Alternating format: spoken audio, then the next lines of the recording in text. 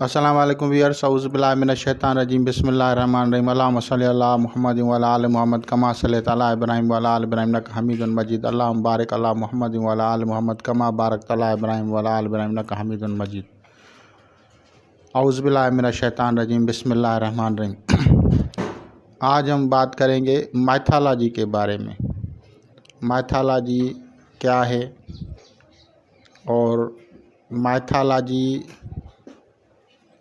किन किन एग्ज़ाम की होती है। तो सबसे पहले है, इसमें 3 किस्में अकायद में अथीज़म,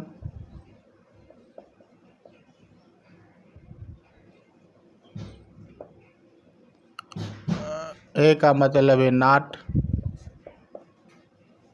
और थीज़म का मतलब है बिलीफ।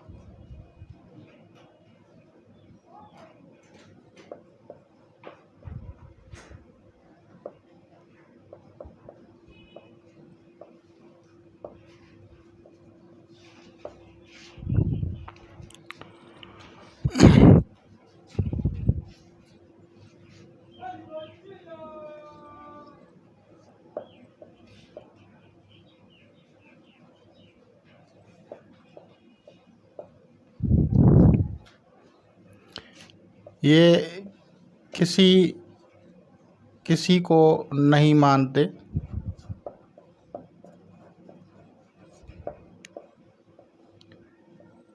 बल्कि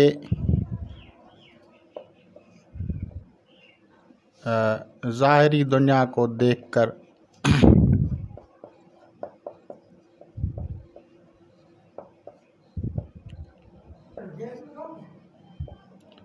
कहते हैं कि खुद ब खुद चलती है, खुद ब खुद निज़ाम कायनात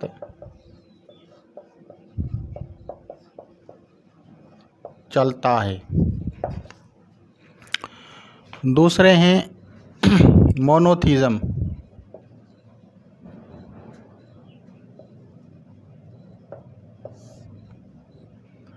मोनो का मतलब होता है वन,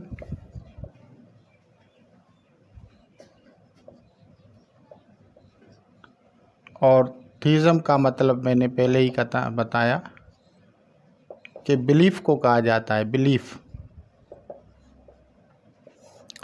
यानी बिलीव इन वन गॉड।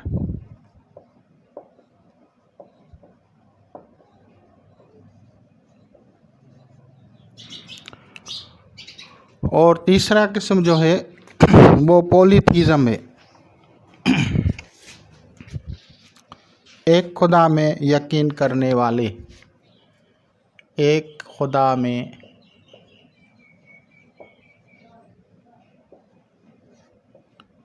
यकीन करने वाले।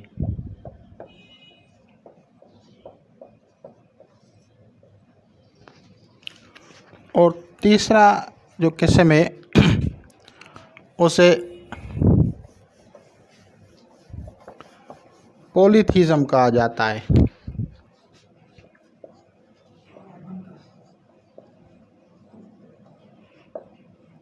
पॉली का मतलब है मैनी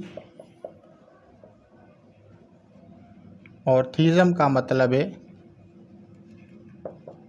बिलीफ। यानी बहुत या ज़्यादा बहुत खुदाओं को मानने वाले।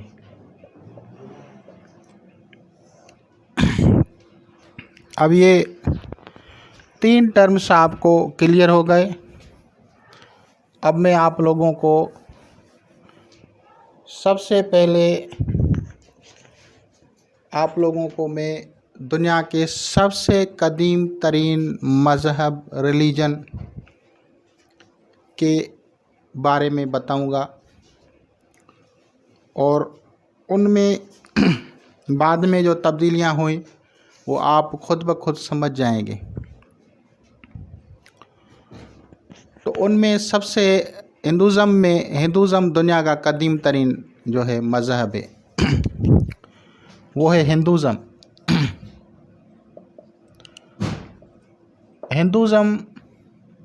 हिंदू कोई मज़हब नहीं है, हिंदू कोई मज़हब नहीं,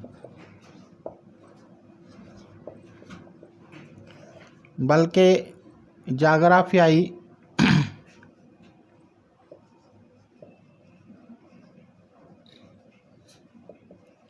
जाग्राफिकल बाउंड्री का नाम है।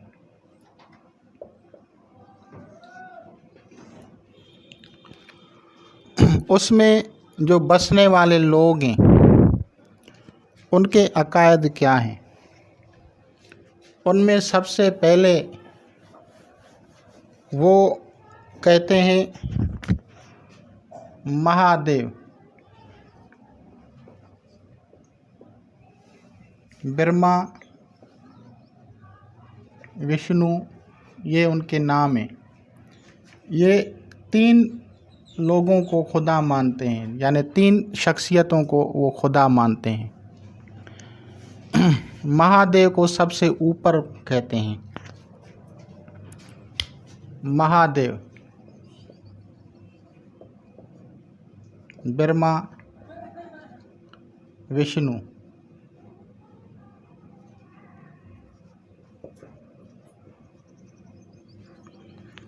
अब मैं आप लोगों को महादेव के बारे में बताऊंगा।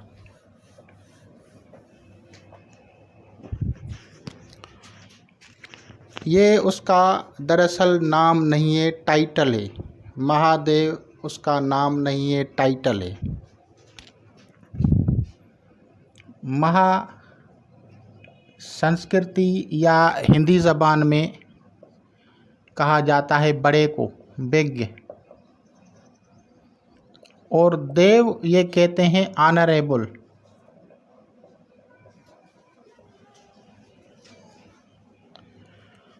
महा का मतलब है बड़ा और देव का मतलब है मोहतरम, इज्जत वाला। अब ये टाइटल है, उसका नाम नहीं है।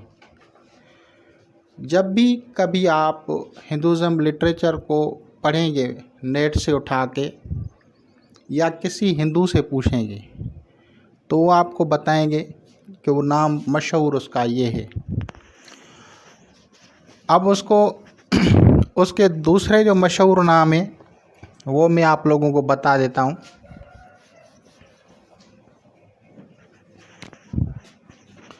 उसका दूसरा नाम है शंकर। शंकर का मतलब है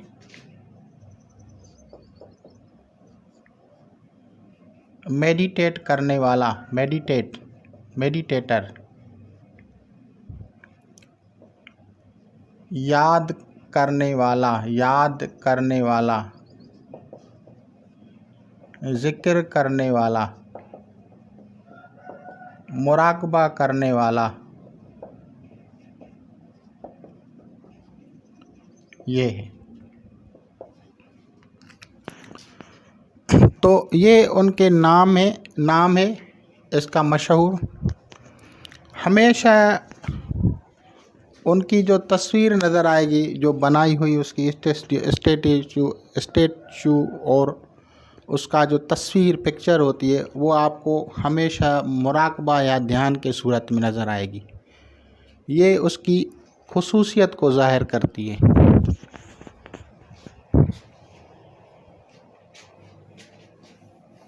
तीसरा जो है वो जिस चीज़ को याद करता था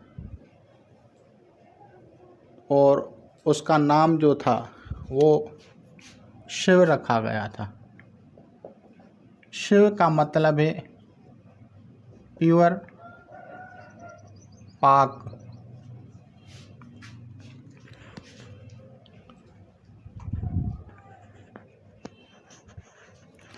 आज भी लोग उसको शिव के नाम को, शंकर को नहीं, वो जब वो अपना जाप करते हैं, याद करते हैं अल्लाह ताला को, तो वो शिव को नहीं पढ़ते, वो शंकर को नहीं पढ़ते बल्कि शिव को पढ़ते हैं।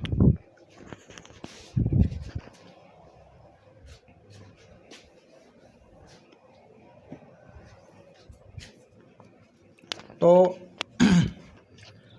अब आते हैं इसकी खुसूसियात क्या हैं। मैं आप लोगों को वो चीज़ें बता रहा हूँ जो कोई बड़ी हस्ती होती है किसी भी मज़हब में, उसके बारे में हमें कोई भी गलत लफ्ज़ नहीं कहना है। हर एक का मज़हब अपनी जगह पे, हर एक की थिंकिंग थाट्स अपने हैं। आपको किसी के बिलीफ में उसको गलत नहीं कहना, बल्कि सिर्फ समझना है। आप अपने ही अकीदे में रहें, आप जिस भी अकीदे में हैं उसी ही बिलीफ में, उसी धर्म में रहें, लेकिन समझने के लिए, मैथोलॉजी को समझने के लिए मैंने आप लोगों को कुछ चीज़ें बताई हैं। महादेव शिव शंकर के लिए अगर आप किसी भी हिंदू से पूछेंगे या हिंदू लिटरेचर को पूछेंगे तो वो आपको बताएंगे कि वो, आप उनसे क्वेश्चन करेंगे कि उसके वालिदैन कौन थे, पेरेंट्स कौन थे, वो आपको बताएंगे कि उसको कोई पेरेंट्स नहीं थे, neither he has a mother nor he has a father. यानी महादेव हैव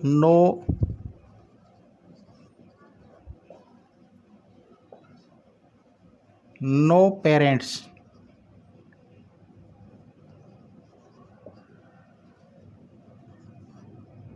महादेव को वालिदैन नहीं थे।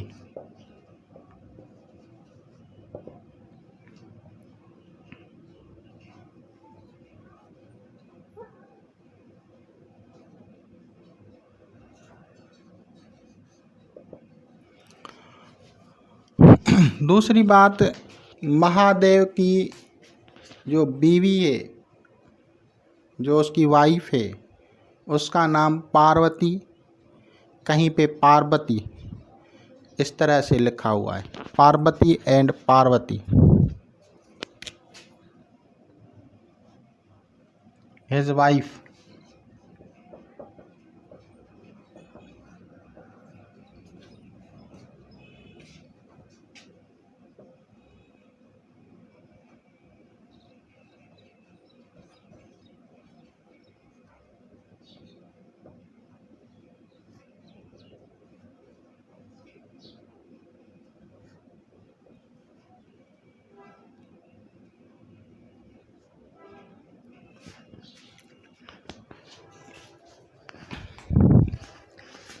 अब इसने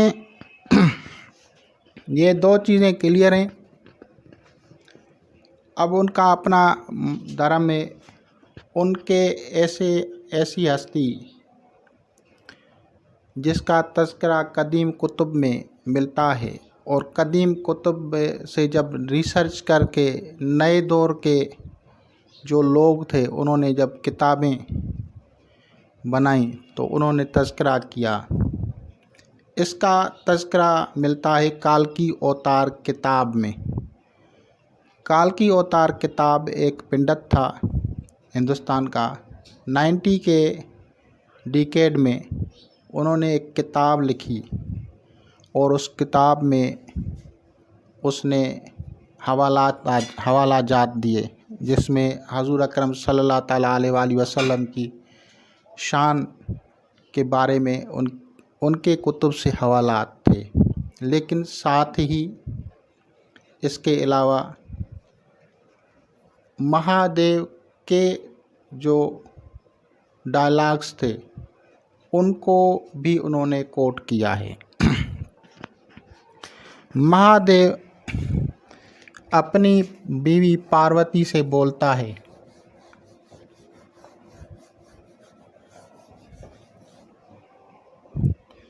कि ए पार्वती, ज़माना आखिर में, यानी वो कहते हैं कलयुग में, अल्लाह ताला का एक महबूब बंदा होगा जिसका नाम मोहम्मद होगा।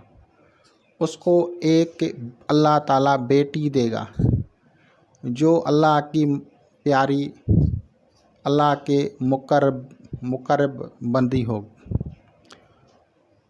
उसकी बेटी को अल्लाह ताला 2 शहज़ादे अता करेगा जिसकी मिसाल दुनिया में नहीं है।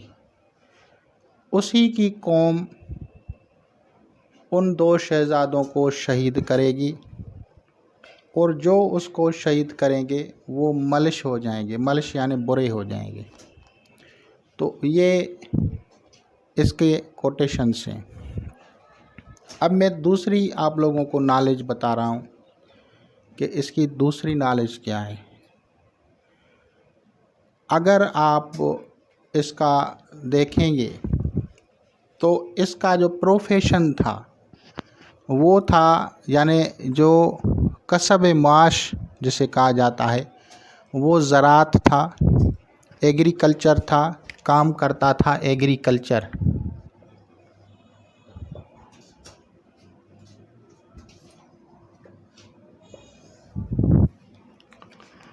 और ज़राअत यानी ज़राअत था, ज़राअत एग्रीकल्चर। और इसको एक बेल था, बुल था, इसको बुल या बेल जिसे कहा जाता है वो था। उसका उन्होंने नाम उनके कुतुब में, उनके फ़िल्मों में, मूवीज़ में आपको नंदी मिलेगा। नंदी नाम मिलेगा, नंदी।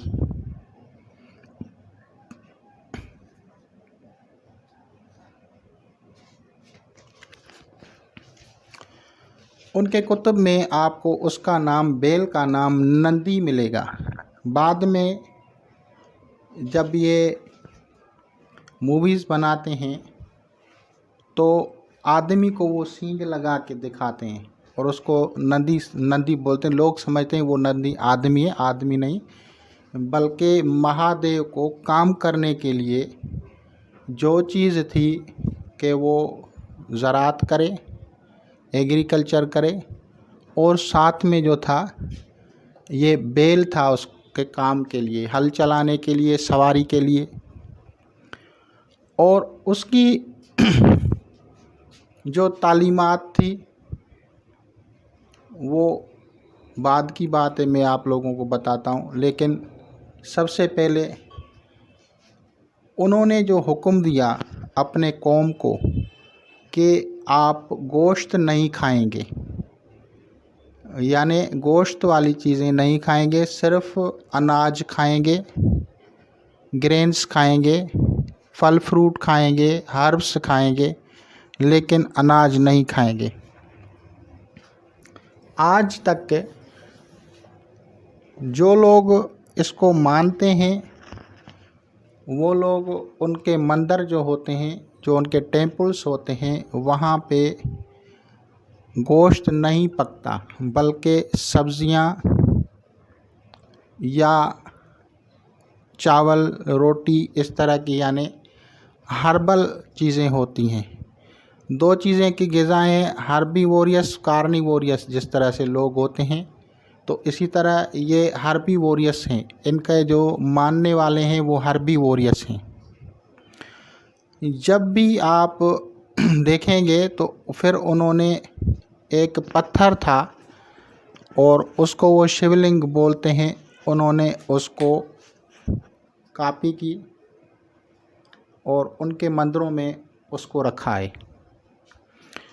और इसकी जो बीवी है पार्वती, अगर आप किसी भी हिंदू से पूछेंगे या अगर उनके लिटरेचर को देखेंगे तो आप लोगों को पता चलेगा कि पार्वती जो है वो उसके भी पेरेंट्स नहीं हैं, बल्कि वो भी उसी से बनी हुई है।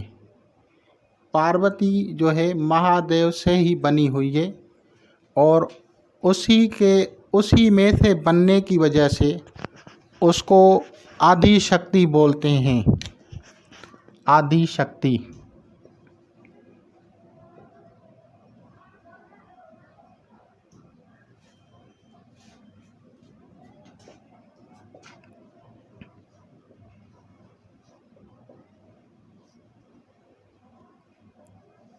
ये पार्वती को बोलते हैं।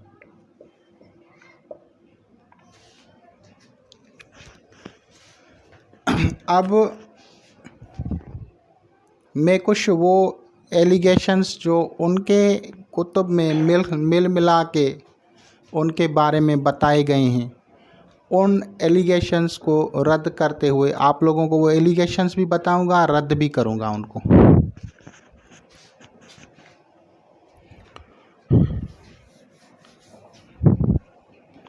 बाद में जो कुतुब आई उनकी, तो उन्होंने मिक्सिंग करके उन्होंने कहा कि महादेव भंग पीता था।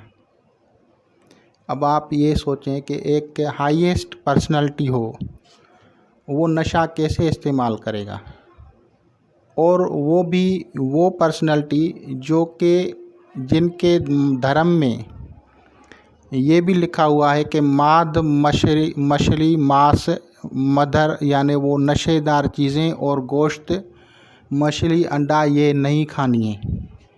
तो फिर उन्होंने भंग कहाँ से पी ली?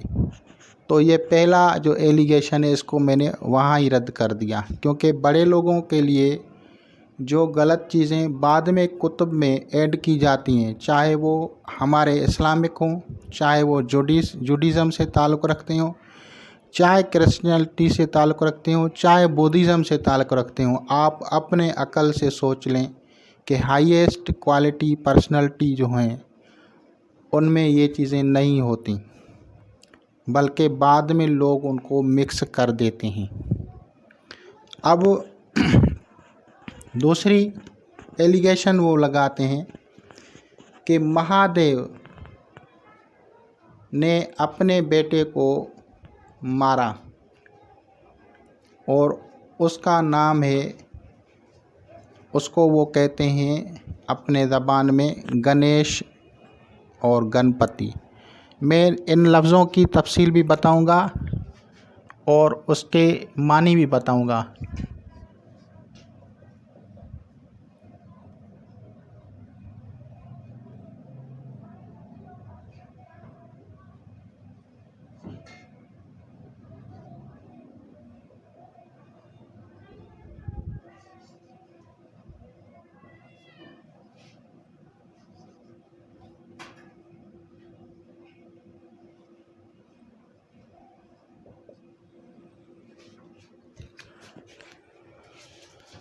अब आप लोग ये समझें, इनके बुक्स में रेफरेंसेस हैं कि पार्वती ने एक बनाया था बेटा, वो उसके पेट से नहीं निकला था, उसको जन्म नहीं दिया था। उन्होंने उसको बनाया था अपने परे के लिए, और महादेव आए, उससे लड़ पड़े और उसका सर उड़ा दिया। और बाद में उसको जब पार्वती गुस्सा हुई उसकी बीवी कि ये मेरा था, इसको क्यों आपने मारा है, तो उसको फिर हाथी का सर उसके साथ टच कर दिया। अब इस चीज़ को मैं रद्द करता हूँ। क्यों रद्द करता हूँ? क्योंकि जब आप ही के बुक्स में इतनी हाई पावर बताई गई है कि उसको थर्ड आई है, वो देख लेता है कि इसको ये चीज़ है, वो मसला है, तो वो कैसे नहीं जानेगा कि ये बेटा है या कोई और है? तो बाद में आने वाले लोगों ने कुछ इस तरह के किस्से कहानियाँ घड़ी कि जो ग्रेट लीडर्स थे उनके ख़िलाफ़ उन्होंने अपनी तरफ से कहानियाँ घड़ लीं। ऐसी कहानियाँ हर रिलीजन, हर मज़हब में आपको मिलेंगी, जिनका हकीकत से कोई ताल्लुक़ नहीं है। अब मैं बताता हूँ कि ये क्या है। कोई भी इंसान हाथी या जानवर नहीं होता, इंसान इंसान ही होता है। Man is man. कभी भी कोई जानवर इंसान नहीं है, बल्कि या इंसान जानवर नहीं है, उसकी अपनी एक जो है नस्ल है। अब क्या होता था उस दौर में कि अल्लाह को मनाने वाले, गॉड को का ज़िक्र करने वाले, उनके साथ रवाबित के लिए फ़रिश्ते या रूहानी मखलूक़ात, जो भी रूहानी मखलूक़ात हैं, उनकी मुख्तलिफ़ इक़साम हैं, मुख्तलिफ़ अशकाल हैं, मुख्तलिफ़ सूरतें हैं, वो ज़मीन पे उतरती थी। और जब ज़मीन पे उतरती थी लाज़िमन वो इंसान तो था ही नहीं, इंसान तो सबसे खूबसूरत तरीन मखलूक है अल्लाह ताला की। तो दूसरी जो मखलूक़ात होती थी वो ऐसे होती थी कि आधा इंसान तो आधा जानवर, तो इस तरह की उनकी सूरतें होती थी। तो उनमें एक गणेश भी आ गया। अब वो जब आता था तो पार्वती को माँ बोलता था। जैसे कोई गैबी मखलूक आती है तो हालांकि हम उनकी नस्ल से नहीं है, लेकिन वो जब बात करेंगे तो हमारे अंदाज़े के मुताबिक ही बात करते हैं रूहानियत में।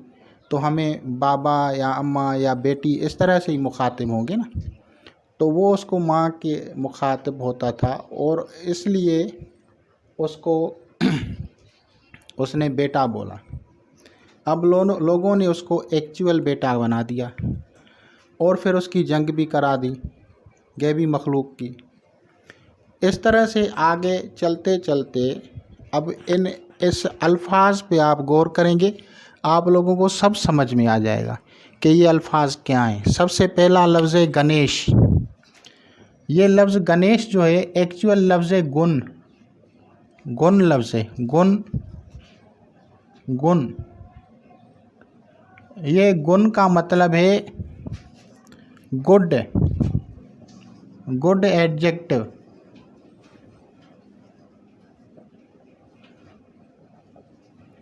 अच्छी सिफात। दुनिया की कदीम तरीन ज़बान संस्कृत से निकली हिंदी, सिंधी और पंजाबी। जो लोग प्योर पंजाबी समझते हैं, जो लोग प्योर हिंदी समझते हैं, वो इन अल्फाजों को समझ जाते हैं। जो बाहर वाले होते हैं उनको इन लैंग्वेजेस का पता कम चलता है। अब ये गुण का मतलब है अच्छी सिफात, और अगर उसमें अच्छाई नहीं होती है तो हिंदी लिटरेचर में अल लगा देते हैं आगे से, अगुन। अगुन यानी वो अच्छा नहीं, ना, नो, बेड एडजेक्टिव कहेंगे हम, यानी बुरी सिफत। तो अब अगर हमने इसका इश्तिकाक कर लिया तो हमें मिलेगा गुण का मतलब है अच्छाई वाला, अच्छी सिफत वाला, और साथ में लफ्ज़ यश। अब ये यश है, यश का मतलब है वाला, यानी अच्छी सिफात वाला।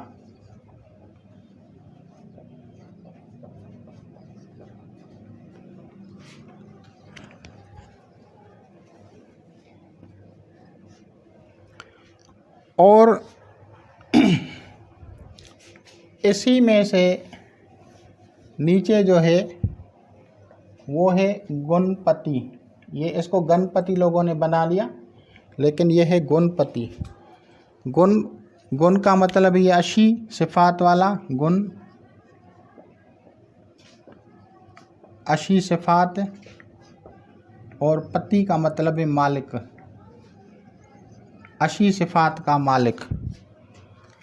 तो दोनों अल्फाज आप देख लें, आप लोगों को सारा समझ में आ जाएगा कि ये क्या है, और उससे आप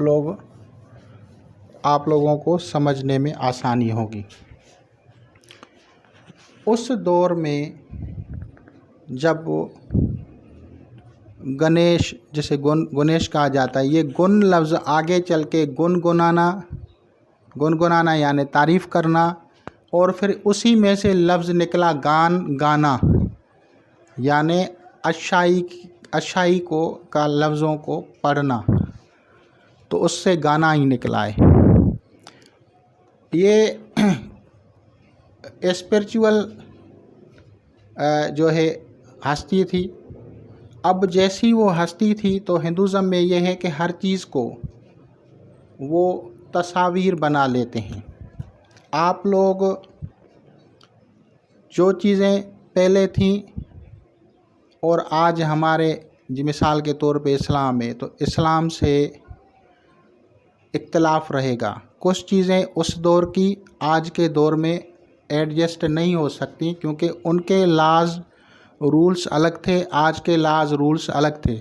मिसाल के तौर पे पहले ज़माने में लोग ताज़ीमन सजदा करते थे पहले ज़माने में, और ये चीज़ हज़रत यूसुफ़ अलैहिस्सलाम के वाक़या जो है उसमें भी है कि उसको अपने भाइयों ने ताज़ीमन सजदा किया।